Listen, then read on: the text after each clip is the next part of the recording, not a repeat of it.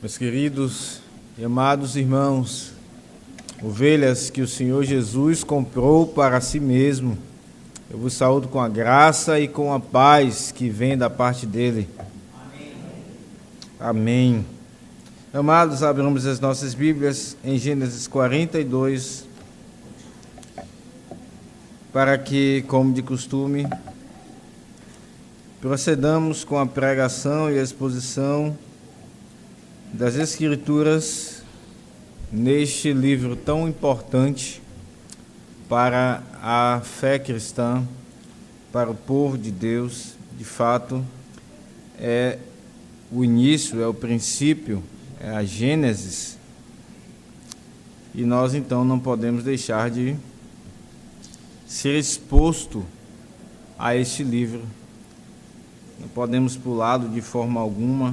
Certamente aqui há lições maravilhosas para nós, povo da aliança, e para aqueles que estão aqui porventura sem o Senhor Jesus.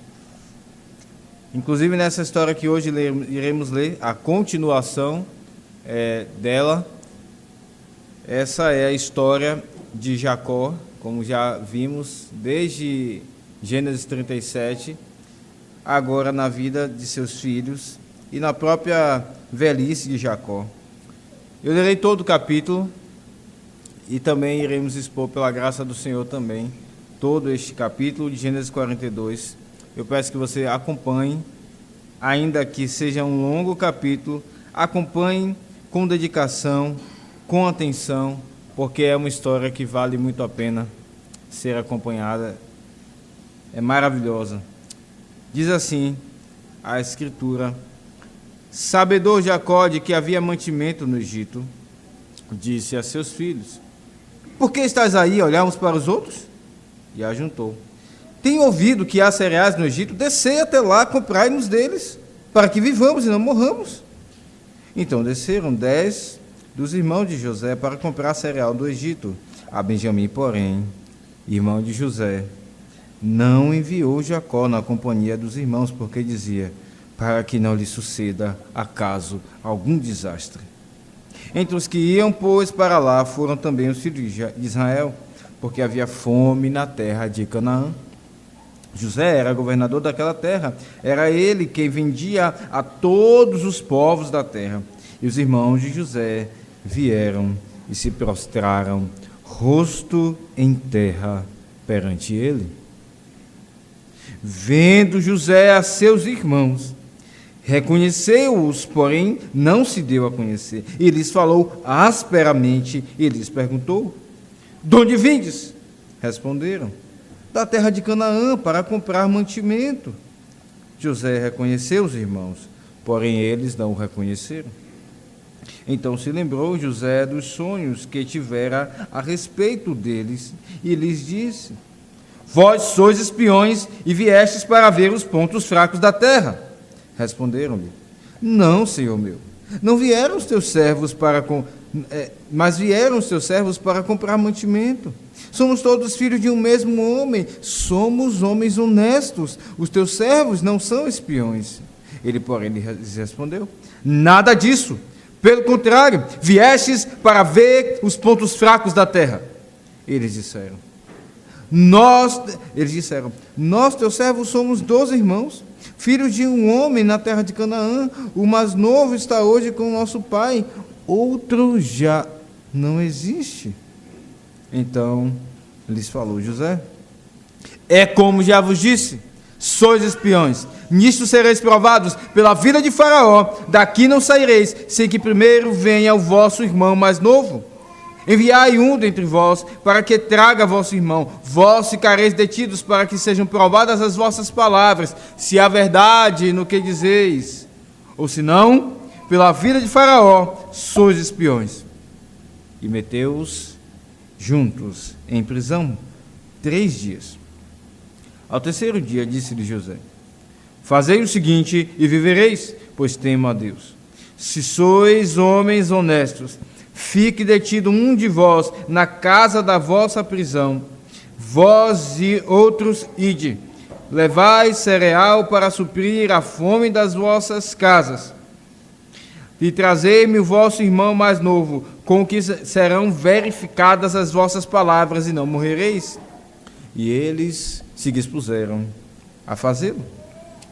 Então disseram uns aos outros: na verdade, somos culpados no tocante a nosso irmão, pois lhe vimos a angústia da alma quando nos rogava e não lhe acudimos.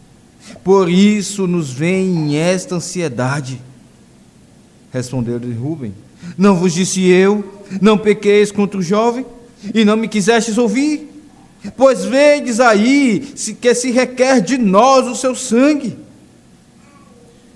Eles, porém, não sabiam que José os entendia, porque eles falava por intérprete. E retirando-se deles, chorou. Depois, tornando-lhes, falou. Tomou a Simeão dentre eles e o algemou na presença deles.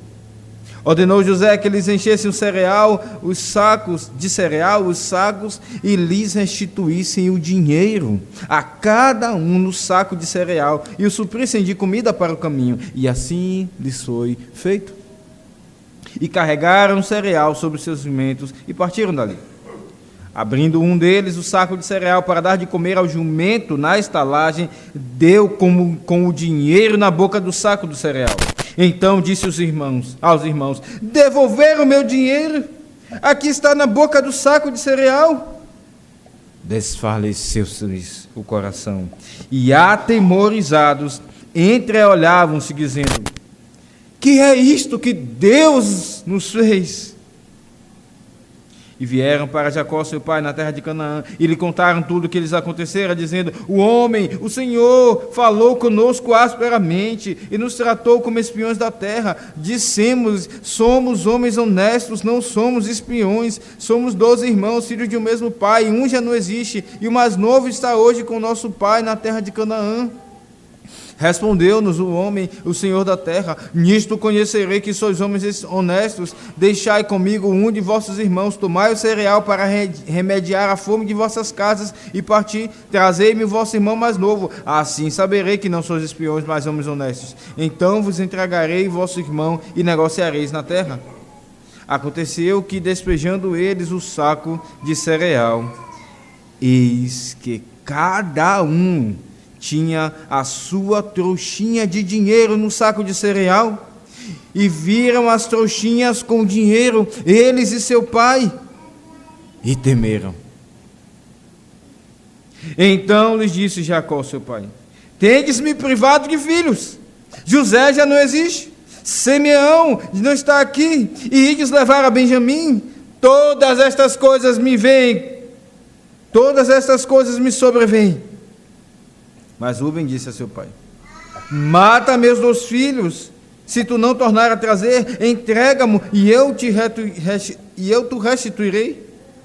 Ele, porém, disse: meu filho não descerá convosco, seu irmão é morto, e ele ficou só. Se lhe sucede algum desastre no caminho, por onde fordes, fareis descer minhas cães com tristeza à sepultura. Amém. Oremos, irmãos, mais uma vez. Maravilhoso Deus e Pai, nós estamos diante da Tua face. Certamente, ó Deus, a Tua palavra é como espada de 2 gumes. Ela é mais afiada do que qualquer outra espada de 2 gumes. Ela é apta para discernir os pensamentos de nossos corações.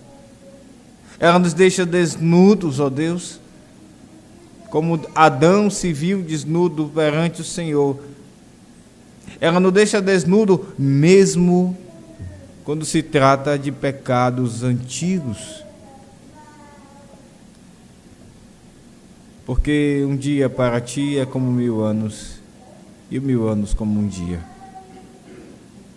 Ó Senhor, vem tratar nossos corações, os corações das famílias, da aliança, neste exato momento. Trata os pais, trata os maridos, trata as mulheres, trata os filhos, os irmãos. Fala com as crianças, Senhor.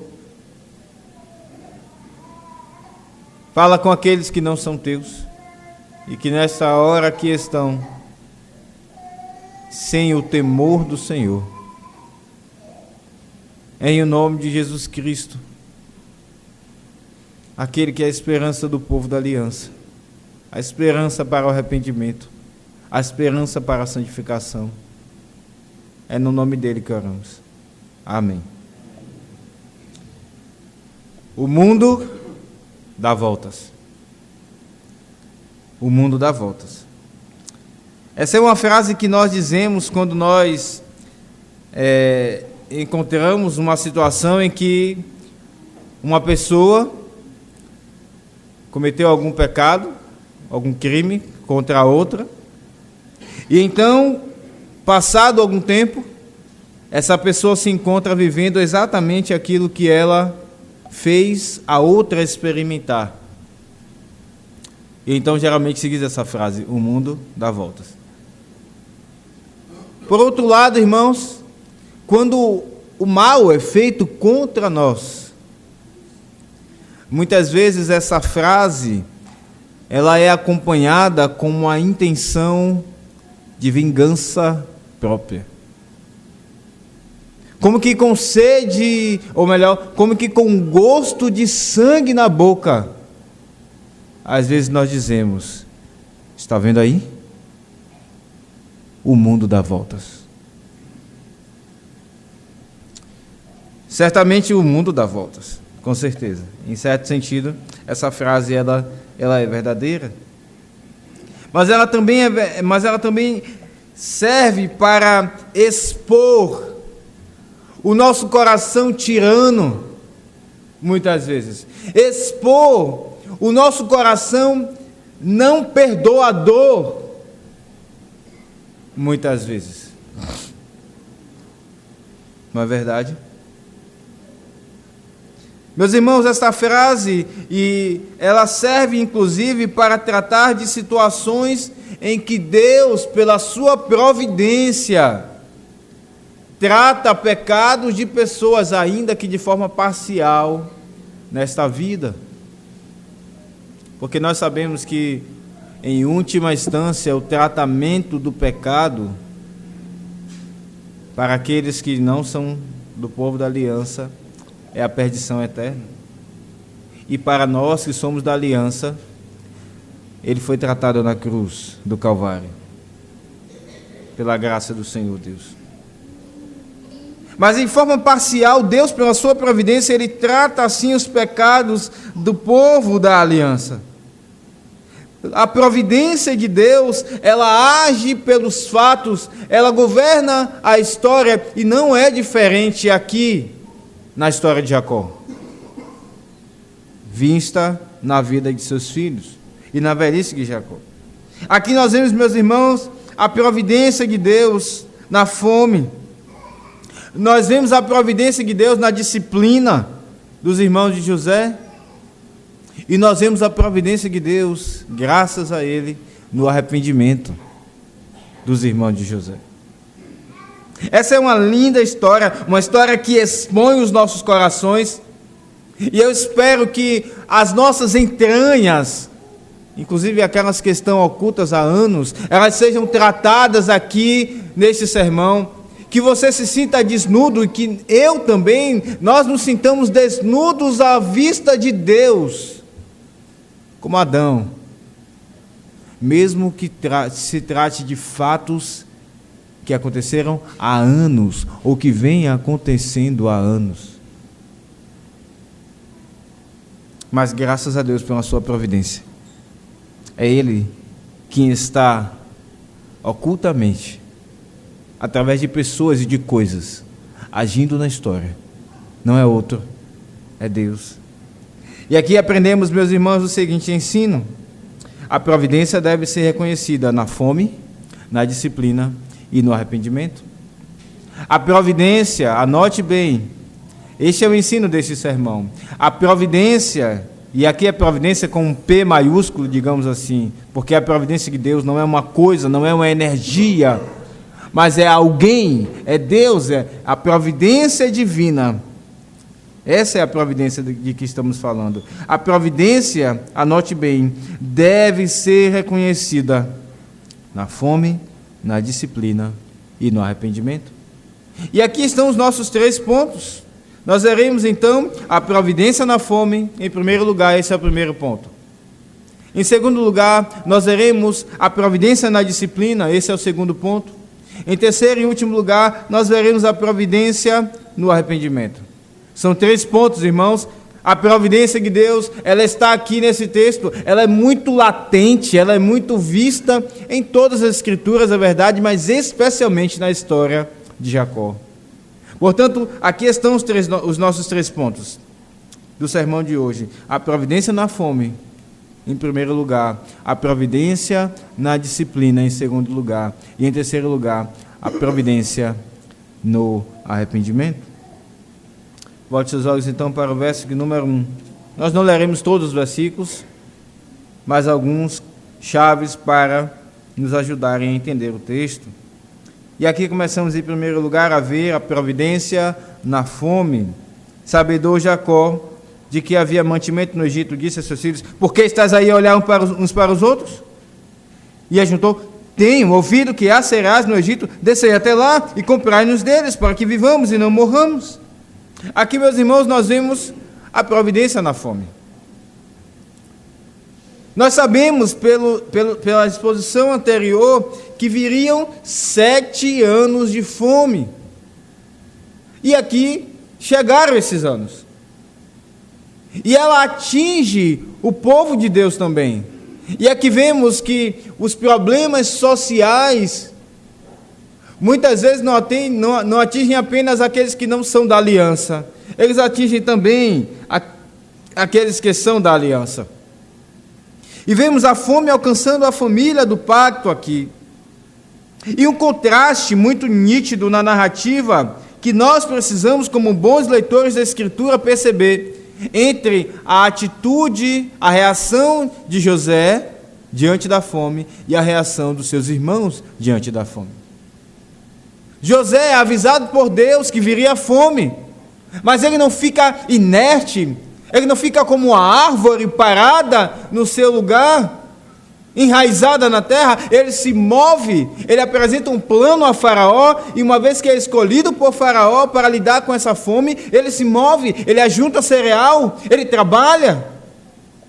José não é como aquele filho na parábola dos 2 irmãos, chamada a parábola do filho pródigo, mas ali os 2 irmãos são personagens importantes. Não é como aquele filho que sai de casa e gasta tudo e depois se vê em pobreza. José é sábio, ele sabe reconhecer Deus na sua providência. Quando Deus lhe dá abundância, ele não é um homem gastador, ele não tenta a Deus. E por vezes nós fazemos o oposto, nos esbaldando, usando tempo e bens, quando devemos usá-lo em parte e ajuntar uma outra parte. Mas veja, em contraste com José, estão seus irmãos. Eles parecem árvores paradas, talvez esperando cair do céu o alimento, tentando a Deus. Quando tem força, saúde e energia para trabalhar, para se deslocarem até o Egito, onde é sabido que há alimento, eles ficam ali inertes. E muitas vezes nós somos como os irmãos de José. Deus providencia a solução para as nossas crises, e nós ficamos lamentando, olhando para cima, chorando, quando devemos nos mover. Há um contraste entre José e seus irmãos na fome, mas, meus irmãos, essa fome, ela não é, digamos assim, uma fome qualquer. Aqui nós vemos a providência na fome. A fome é uma crise que Deus, ou melhor, é algo que Deus traz para revelar a crise que estava instaurada na família da aliança.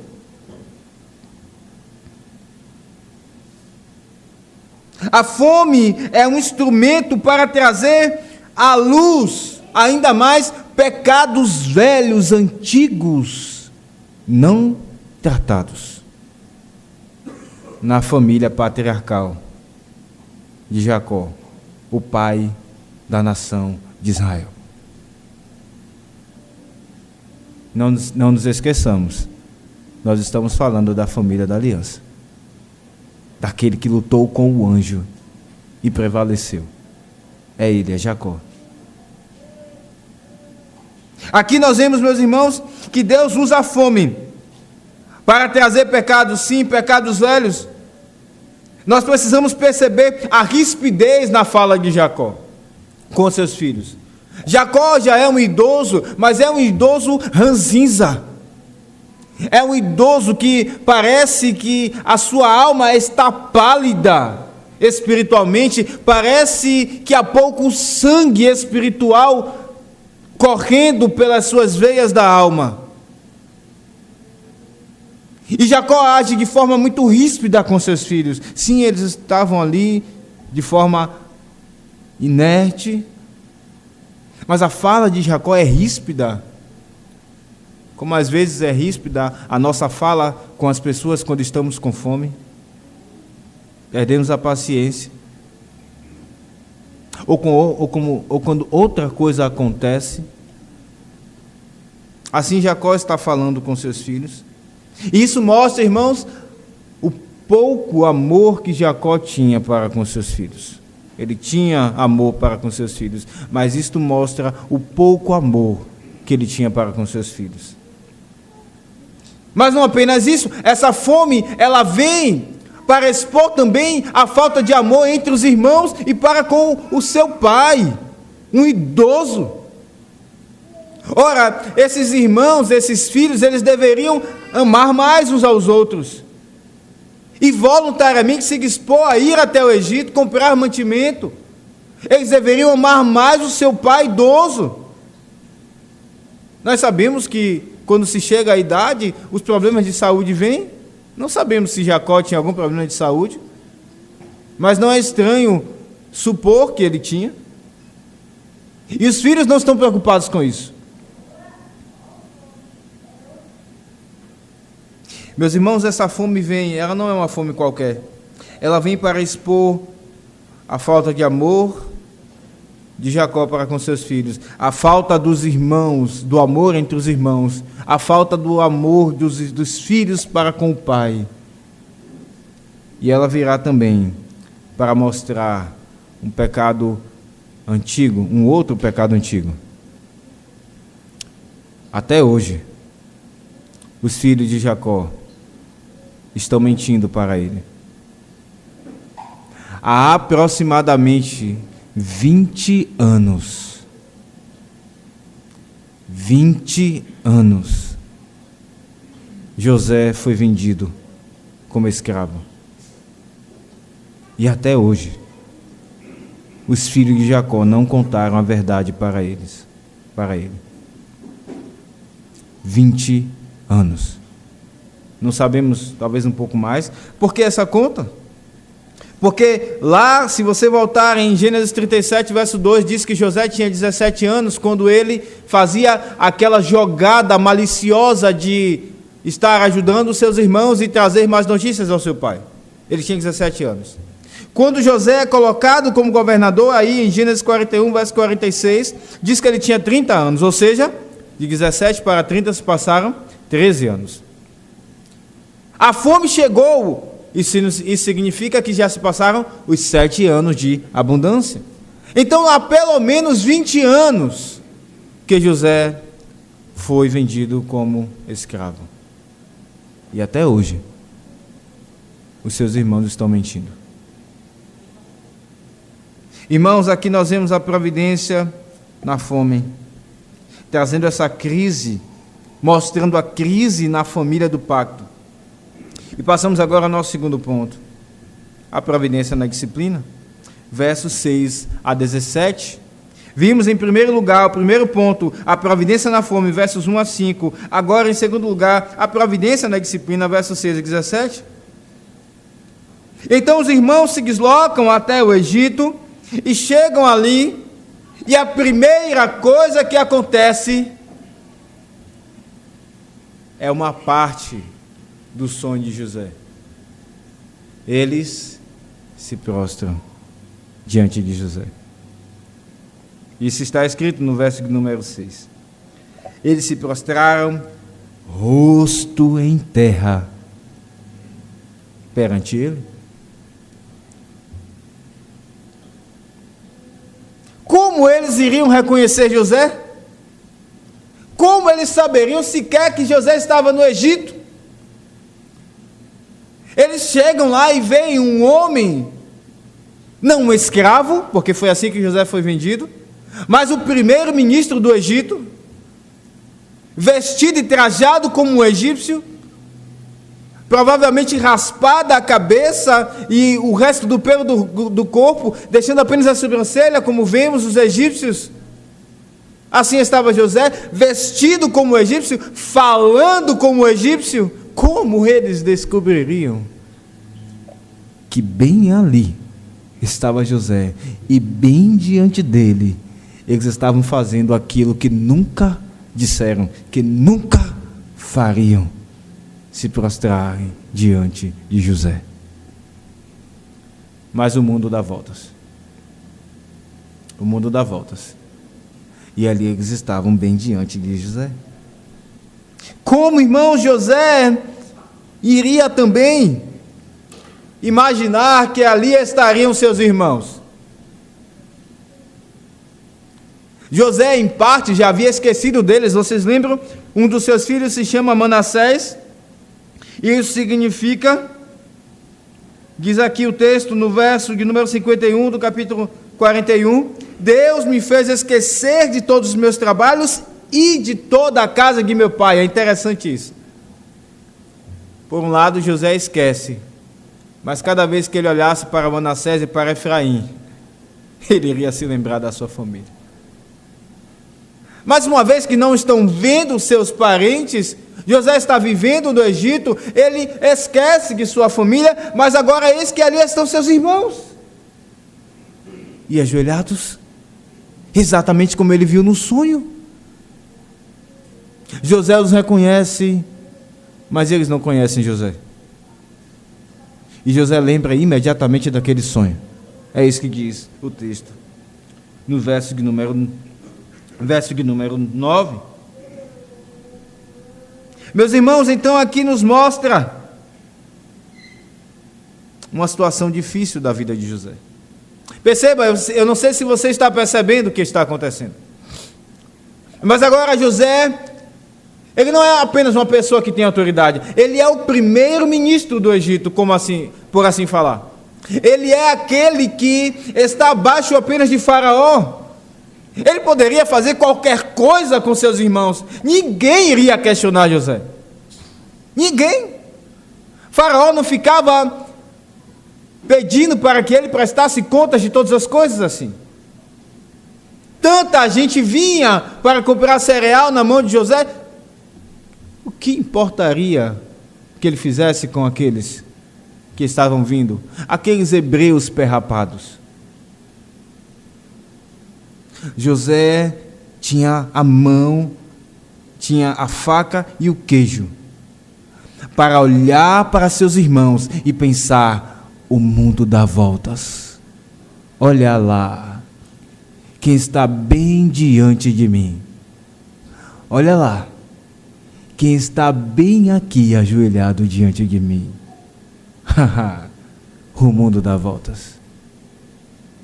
José poderia fazer com que eles ficassem 10 anos sendo maltratados, morrendo aos poucos. Ninguém iria pedir contas a José por causa disso. José certamente é tentado a fazer isso, porque ele é um homem pecador, como eu e você somos tentados a fazer isso muitas vezes. Que situação difícil Deus coloca José. Mas José teme a Deus. É isso que ele diz aqui no verso número 18: pois temo a Deus. Não veja José como se ele estivesse dando troco. Apesar de que ele está aqui falando asperamente, como diz no verso 7, José tem consciência do local onde Deus o colocou. Deus colocou José exatamente nesse local de autoridade, para ser instrumento de Deus, para disciplinar os seus irmãos. Portanto, José está num patamar onde ele deve exercer a disciplina sobre seus irmãos, mas ele deve temer aquele que tem todo o poder, e a quem todos que têm autoridade prestarão contas de como usam essa autoridade. Portanto, José não poderia pisar fora da caixa. Ele tinha que andar na linha diante de Deus, porque Deus estava vendo o coração de José. Que situação difícil, não é? E José então, ele age, ele bola ali um plano na hora, para então ser um instrumento, para ser disciplina para os seus filhos, aliás, para os seus irmãos. E ele então diz: vocês são espiões. Por isso José fala asperamente, porque ele não quer logo se revelar. Talvez se ele se revelasse, aqueles irmãos diriam falsamente logo, obviamente estando diante de José, ele é o primeiro-ministro do Egito, eles diriam logo falsamente, para ter a comida: José, me perdoe. José então, sabiamente, de fato ele era sábio, fala asperamente com seus irmãos e diz: vocês são os espiões. E ironicamente, irmãos, é irônica a resposta desses irmãos, olhando nos olhos de José. Eles dizem aqui no verso 11: somos todos filhos de um homem, somos homens honestos. 20 anos enganando o pai. Eles dizem: somos homens honestos. Olhando nos olhos de José, eles dizem aqui no verso 13: nós, teus servos, somos 12 irmãos, filhos de um homem na terra de Canaã. O mais novo está hoje com nosso pai, outro já não existe. Olhando nos olhos de José, que ironia da providência. Mas eles não sabem quem é José. E ali está, bem diante deles, José, ouvindo, aquele que experimentou na pele.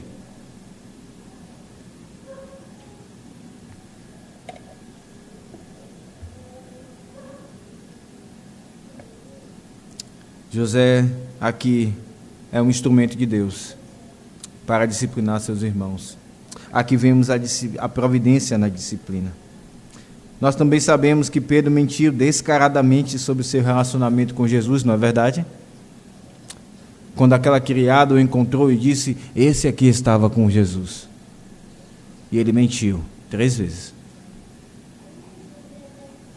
E o Senhor Jesus olhou para ele. Nós sabemos a história. José aqui está exaltado quando seus irmãos mentem. Mas quando Pedro mente, foi a hora mais humilhante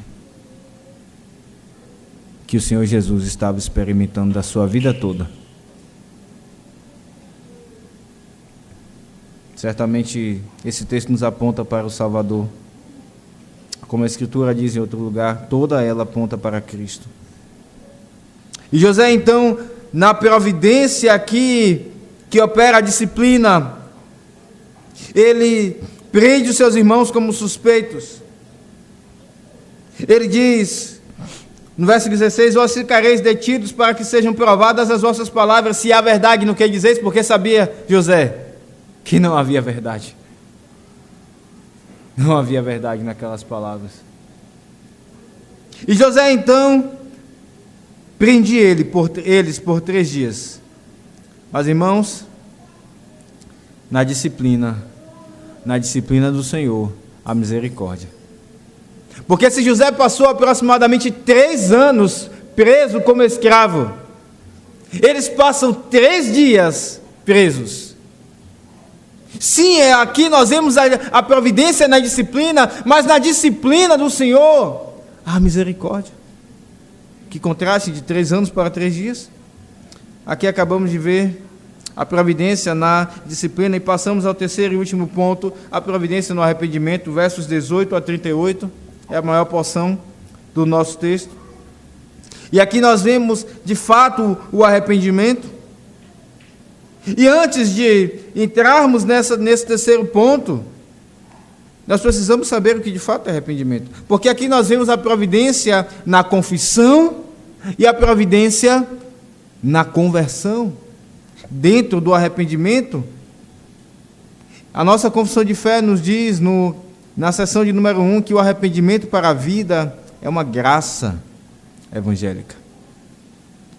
Ela não é algo produzido por nós. Aquilo que é graça é algo que vem de Deus. Portanto, quando Deus opera arrependimento, irmão, certamente isso é a sua providência, agindo no seu povo, no povo da aliança, nessa família pactual. O arrependimento para a vida é uma graça evangélica cuja doutrina deve ser tão pregada por todo ministro do evangelho como a da fé em Cristo. Creia em Cristo, Ele é o Salvador. Ele morreu pelos seus. Isso deve ser pregado. Mas igualmente deve ser a doutrina do arrependimento. Olhe para o seu pecado. Ele levou Cristo à cruz. Arrependa-se. Você não pode deixar passar. E como nós temos a tendência de deixar o tempo curar as coisas, os problemas no relacionamento, os problemas no casamento, os problemas com os filhos, os problemas com os irmãos na igreja. O tempo vai curar. E assim afastamos de nós a doutrina do arrependimento. Irmão, se o tempo curasse, Deus não traria o seu filho à cruz do Calvário, Ele deixaria o tempo passar. O tempo não cura. O tempo só faz ainda mais a ferida purulenta ficar ainda mais infeccionada. O tempo não cura coisa alguma, o que cura é o Evangelho. A doutrina do arrependimento está aqui maravilhosamente. E diz o texto também da confissão, que o arrependimento não apenas implica em um ódio ao pecado que nos leva à confissão do pecado, a percepção da impureza, mas diz o texto da confissão na seção 2 também, que o pecador, pelo arrependimento, de tal maneira sente e aborrece os seus pecados, que deixando-os, se volta para Deus. Isso significa conversão, tensionando e procurando andar com Ele em todos os caminhos dos seus mandamentos. Conversão não é apenas aquilo que acontece quando nos deparamos com Cristo pela primeira vez pelos olhos da fé. Assim, de fato, somos convertidos. Assim, de fato, nos convertemos. As duas coisas acontecem. Nos convertemos em resposta àquilo que Deus está fazendo em nossa vida. Mas conversão é algo que precisa e deve acontecer na vida cristã até o final. Conversão é exatamente, a palavra ela é muito ilustrativa. É você se voltar do caminho para o qual você está indo. Você está indo para longe de Deus e para mais perto do pecado. Então você converte-se e se volta para Deus e deixa de seguir o seu pecado. Isso é conversão e isso é uma parte do arrependimento. Mas em primeiro lugar, é necessário ter a confissão. E então, nós vemos aqui que José dá a ideia, ele muda o plano.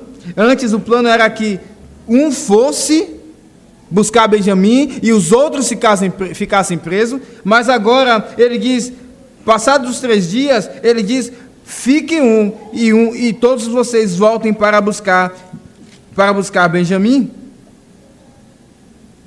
E naquela situação, diz o verso 21, então disseram uns aos outros, na verdade, somos culpados no tocante ao nosso irmão, pois lhe vimos a angústia da alma, ou lhe vimos a ansiedade da alma, quando nos rogava e não lhe acudimos, por isso nos vem esta ansiedade. Ansiedade e angústia aqui são a mesma palavra no original.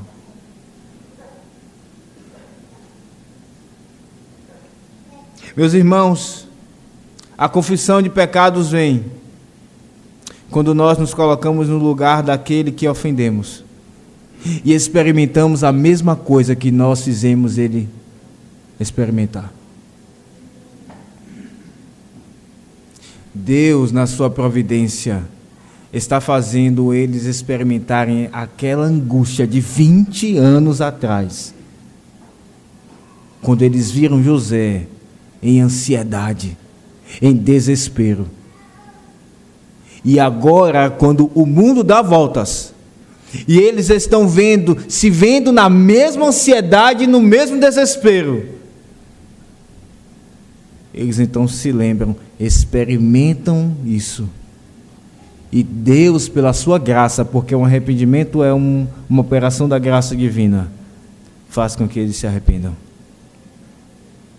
E eles confessam, somos culpados. Somos culpados.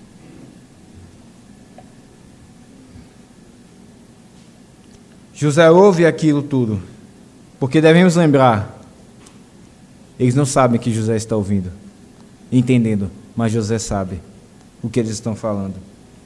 Diz o verso 23, nos lembra que eles estavam falando por intérprete. E ao ouvir aquela confissão, José não se contém. Ele se retira do local e chora, porque é uma ferida de 20 anos naquela família pactual que está sendo tratada, que está sendo limpada pela graça divina. Está havendo cura. Não são 20 dias, não são 20 horas, são 20 anos que estão sendo desenterrados. José não aguenta, ele chora, depois volta, prende Simeão e eles vão embora. Mas irmão, José sabe muito bem, como um homem pecador, que o arrependimento pode ser um plano abortado depois da confissão.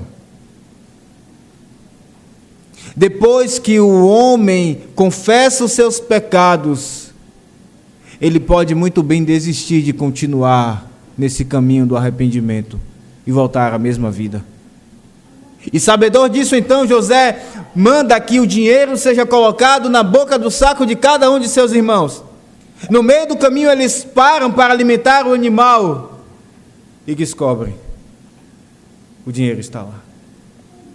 Antes haviam sido acusados de serem espiões.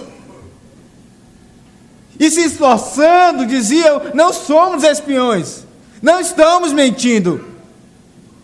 Agora o dinheiro está com eles. Uma prova concreta, ou uma aparente prova concreta, daquilo que fizeram, que aparentemente fizeram. Diz o verso 28 que eles desfaleceu-lhes o coração e atemorizados entreolhavam-se dizendo, que é isso que Deus nos fez? A angústia volta à alma deles, o desespero volta, aquele frio da espinha, o sangue falta nas pernas, o corpo gela, e eles se olham dizendo, o que é que está acontecendo? Meus irmãos, a ansiedade, o desespero, a depressão, às vezes é fruto de situações da providência que Deus traz em nossas vidas para tratar pecados que não tratamos. Nem sempre, mas às vezes isso acontece. Eles se olham agoniados e em seus lábios está a resposta de quem está fazendo tudo isso. Que é isto que Deus nos fez. A providência, que é uma pessoa, é Deus mesmo em sua providência está agindo. A providência na fome, a providência na disciplina, e agora vimos a providência nesse processo de arrependimento. É Deus que está agindo.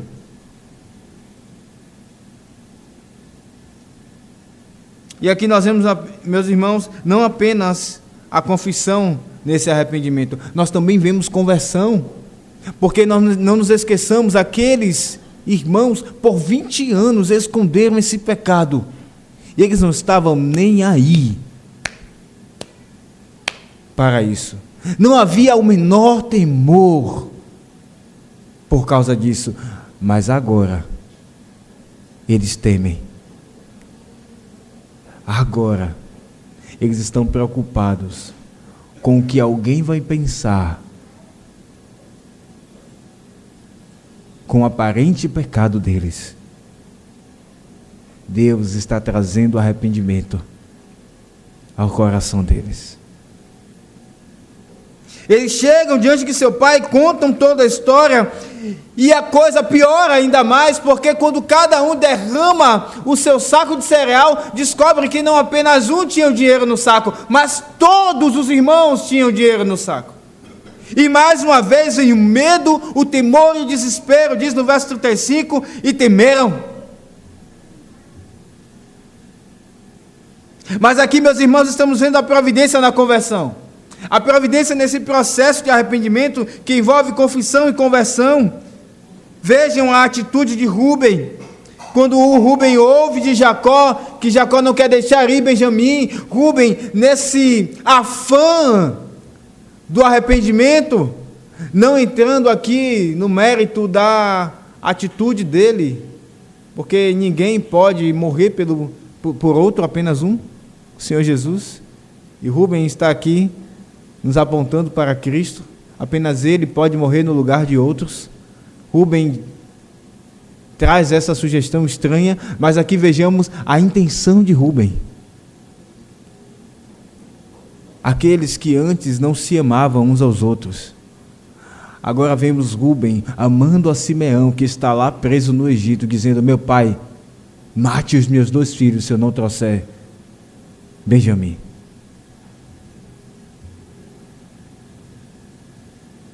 Aqui vemos, meus irmãos, a providência no arrependimento. Vemos arrependimento no coração desses irmãos de José. Mas, por fim, infelizmente, não vemos isso na vida de Jacó. Essa é a história de Jacó. Vemos o pecado de Jacó, o engano e a mentira de Jacó sendo tratada nos seus filhos. Mas não vemos o pai da aliança em arrependimento.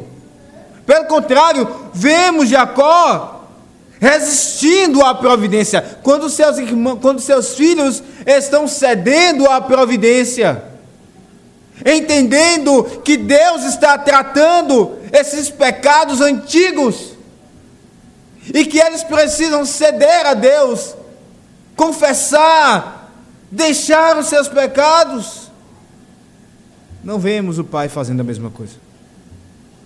O que vemos é um homem amargurado, um homem ranzinza, um homem frio. E nos lábios do patriarca nós encontramos as palavras: todas estas coisas me sobrevêm. Ou uma tradução mais próxima do original seria: todas estas coisas estão contra mim. Infelizmente, Jacó toma uma postura vitimizante. Na verdade, lá no coração de Jacó está a seguinte frase: Deus está contra mim. É ele que está fazendo isso contra mim. É ele que já levou José. Agora ele quer levar Benjamim.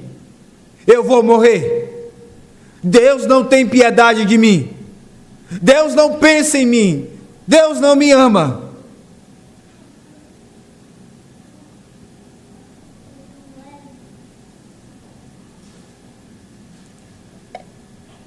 Meus irmãos, nós não precisamos seguir o exemplo de Jacó, porque vemos o exemplo dos seus filhos em arrependimento. E sabemos a instrução de Cristo. Sabemos a instrução da Escritura que disse: aquele que encobre as suas transgressões jamais prosperará. Mas aquele que as confessa, como os irmãos de José fizeram, dizendo: somos culpados. Aquele que as confessa e deixa, alcançará misericórdia. O mundo dá voltas. O mundo dá voltas. Mas, meus irmãos, o mundo não dá voltas apenas para José, seus irmãos e para o seu pai. Ele também dá voltas para nós. E por isso nós precisamos pensar nas aplicações que esse texto traz aos nossos corações. Eu peço que você escute por mais alguns minutos, porque esse texto ele é demais profundo para as nossas vidas. Ele é muito profundo. Ele está tratando o meu e o seu coração, não apenas Jacó e seus filhos. A primeira pergunta que eu lhe faço é: quais são os pecados que você tem escondido e encoberto há anos?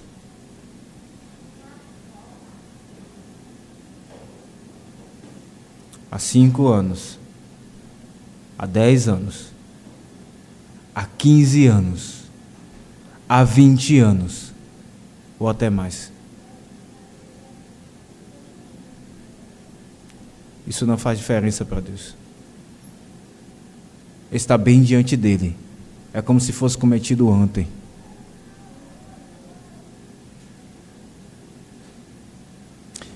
Maridos, quais são os pecados que vocês vêm cometendo contra suas esposas há anos? E vocês dão desculpas. Várias. Eu aqui trabalho, eu aqui sustento a casa, você não me entende. Desculpas.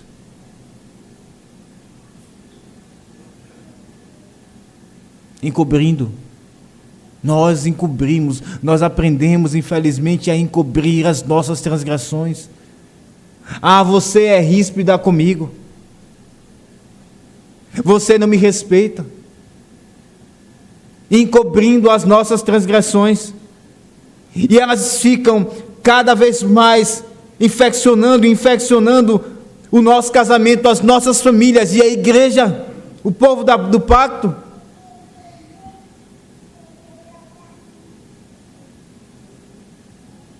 Aquele que encobre as suas transgressões jamais prosperará.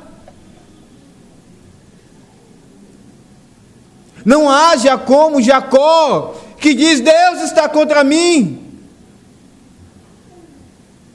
Meus irmãos, há misericórdia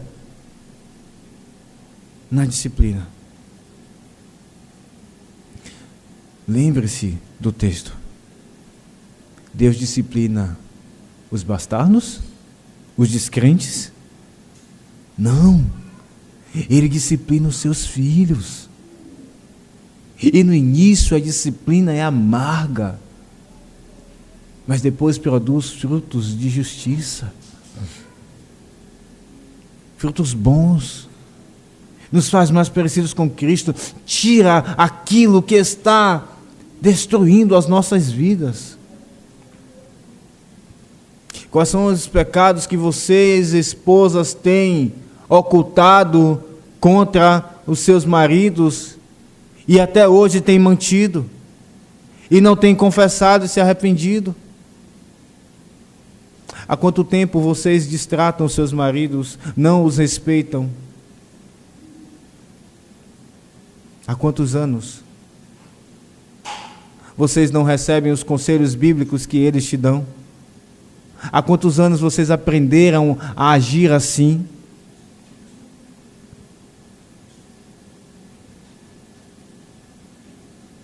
Lembre-se do que diz a Escritura. Mulheres, respeitai ao vosso marido, como ao Senhor. Como ao Senhor. Mas infelizmente, por causa do pecado, e Deus disse isso a Eva, o teu desejo será contra o teu marido.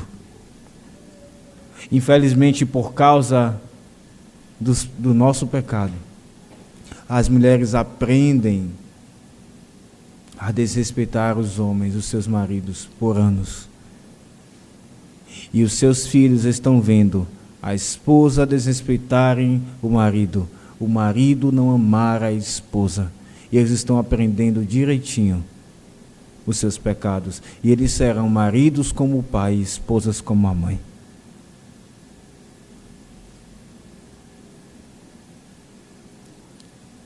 Ah, meus irmãos, como esse texto está chamando a mim e a você hoje, a nos arrependermos dos nossos pecados, a confessar. Veja, a confissão dos irmãos de José é uma confissão específica. Eles lembram da angústia de José. Confissão de pecados não é me perdoe, me desculpe qualquer coisa, me perdoe por tudo que eu fiz contra você. Confissão de pecados é dizer o que nós fizemos. E seguir no processo do arrependimento, mudando de conduta. O arrependimento envolve a confissão e a mudança de conduta.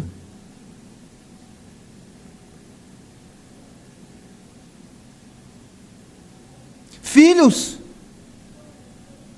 crianças, vocês aprendem a mentir.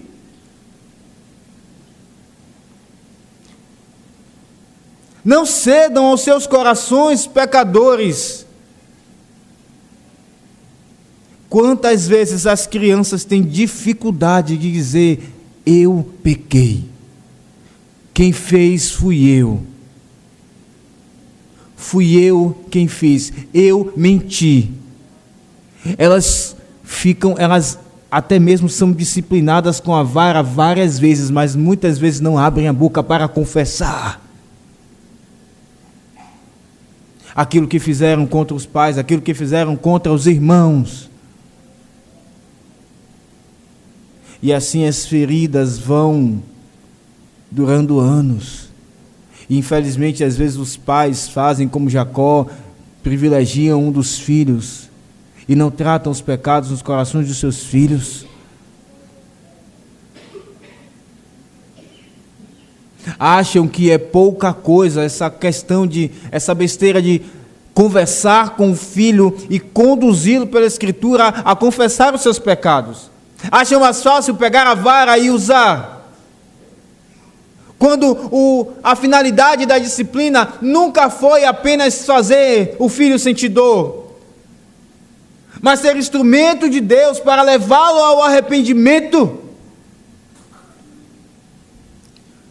Quando tratamos os nossos filhos apenas com a vara, estamos criando fariseus. E eles aprendem. Eles já nasceram fariseus. E aprendem ainda mais conosco, com o nosso farisaísmo.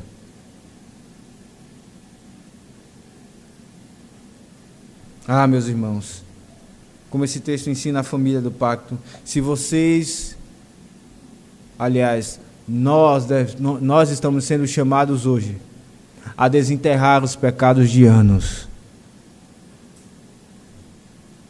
e confessá-los e nos arrependermos dele. Essa é a primeira aplicação. A segunda aplicação é a você que está aqui nesta manhã e não teme ao Senhor. Não tem problema na sua consciência de esconder pecados.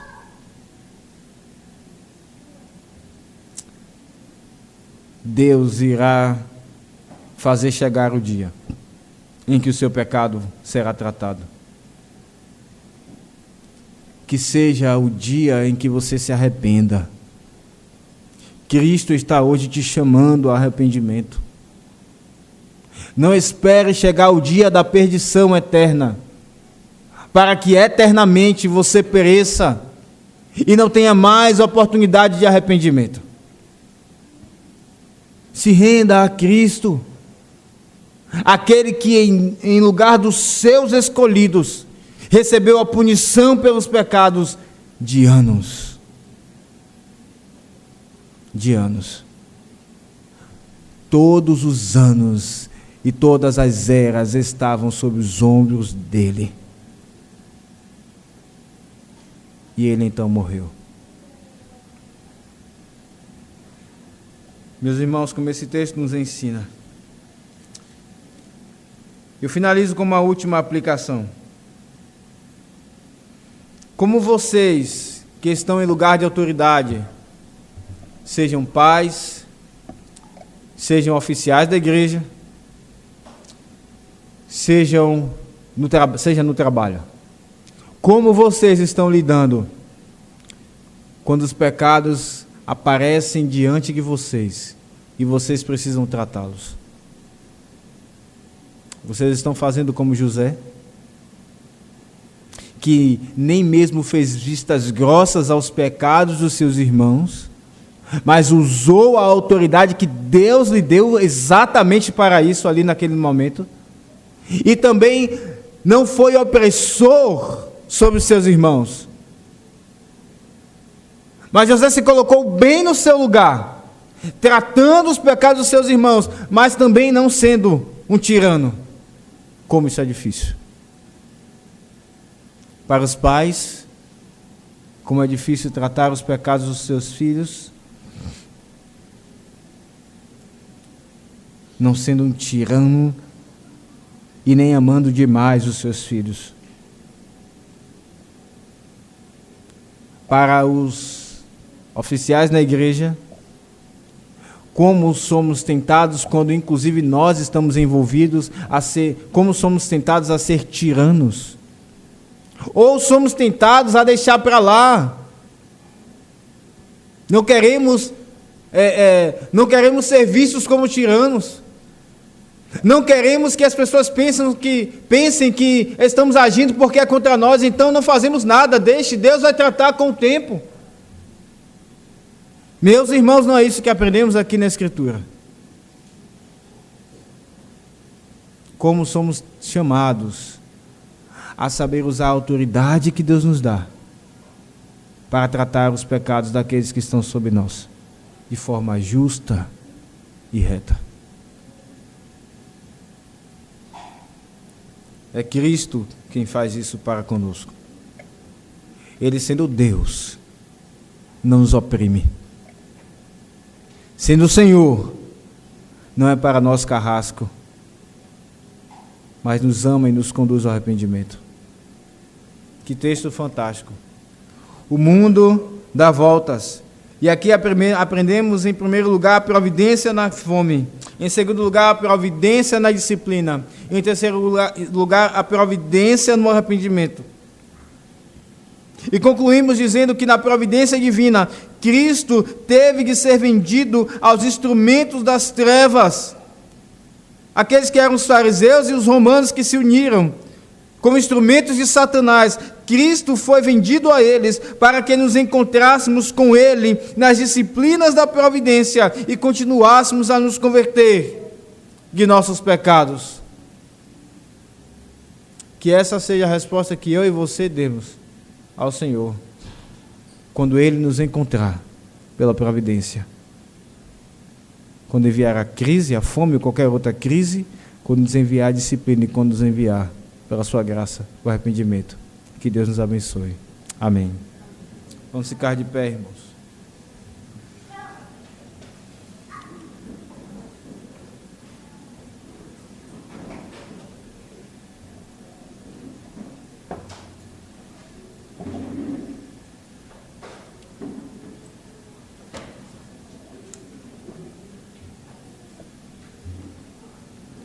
Oremos. Senhor Deus e Pai bondoso,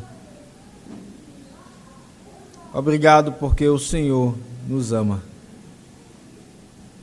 E porque tu nos amas, ó Deus, em tua providência, tu trazes situações para tratar os nossos pecados. Porque o teu objetivo, e assim será, é nos tornarmos como Cristo, Senhor, íntegros, puros, sem mácula, sem ruga. É por isso que o Senhor bagunça as nossas vidas muitas vezes, bagunça os nossos planos.